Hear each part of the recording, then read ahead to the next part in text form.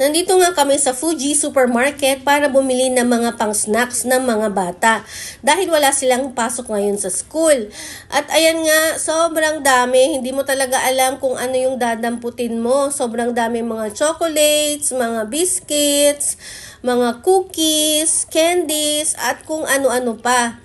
Ito ngang dalawa at lalo na itong si Masato, ayan, hindi niya talaga alam kung ano yung pipiliin niya. Sabi ko kasi wag masyadong bumili dahil hindi naman talaga nakakain. Pumili lang talaga ng kakainin.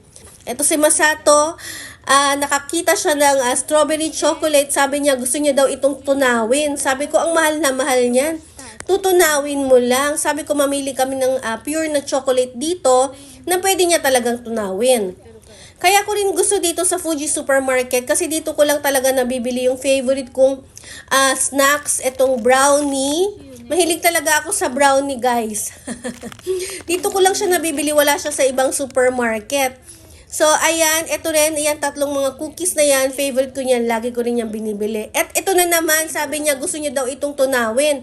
Sabi ko nga, maghanap kami ng pure na chocolate, dark chocolate, na pwede niyang talagang tunawin. Nakikita niya siguro kasi sa YouTube yung mga bata doon nag-cooking, nagluluto ng mga chocolate, nag-experiment, ganyan. Sabi ko, eto na lang ang bilhin namin. Etong Meiji pure dark chocolate, pwede niya talaga itong tunawin.